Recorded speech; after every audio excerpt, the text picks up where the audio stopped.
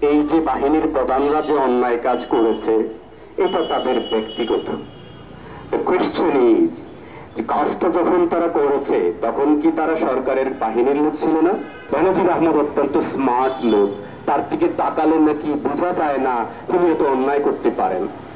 We can guess that এখন যারা সরকারে অত্যন্ত স্মার্ট আছেন তারাও কি তাহলে এগুলো করে যাচ্ছেন? একটু তাকান তাদের দিকে, একটু খবর নেন। তখন কি আপনি তার কাছ থেকে সার্ভিস নেন নাই? তখন কি আপনি এই লোককে দিয়ে গুম করান নাই? তখন কি আপনি এই লোককে দিয়ে বিরোধী দলীয় বড় বড় নেতাদেরকে বাসায় ঢুকে তাদেরকে নির্যাতন করেন নাই? তাদের মা বোনের ইজ্জত হারান করেন নাই? এই নেতাদেরকে দিয়ে আপনি পরপর 2 থেকে 3টা ইলেকশন মঞ্চস্থ করেন নাই?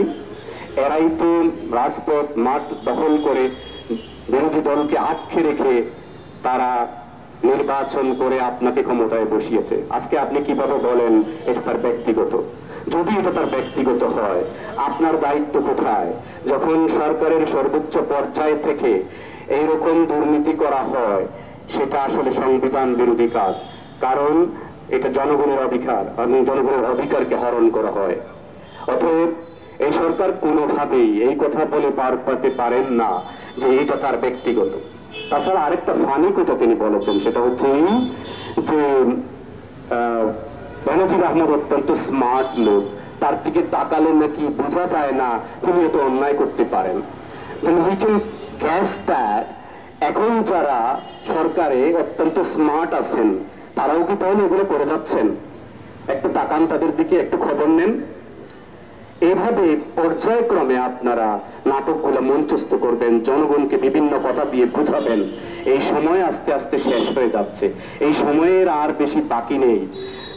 এই যে কর্মকর্তারা যতগুলো টাকা দেশে বিদেশে, আমেরিকায়, লন্ডনে, অস্ট্রেলিয়ায়, সিঙ্গাপুরে, মালয়েশিয়ায়, শ্রীলঙ্কায় যে যে জায়গায় নিয়ে রেখেছে, অনতি বিলম্বে যত দ্রুত সম্ভব এই টাকাগুলো ফেরত নিয়ে এসে যারা আজকে এই উপকূলীয় অঞ্চলে ঘূর্ণিঝড়ে এই যে ক্ষতিগ্রস্ত হয়েছে তাদের মধ্যে বন্টন করেন।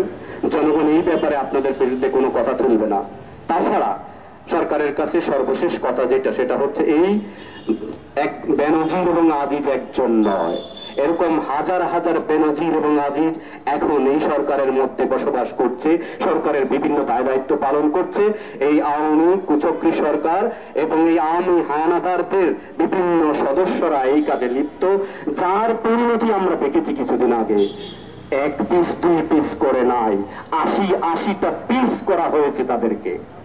জনগণের এই ধরনের বিরুদ্ধে অবস্থানকারী সরকারের প্রত্যেকটা সদস্যের বিরুদ্ধে আজকে 80 পিস হয়েছে, হয়তো একদিন এমন সময় আসবে 8000 পিসও হবে।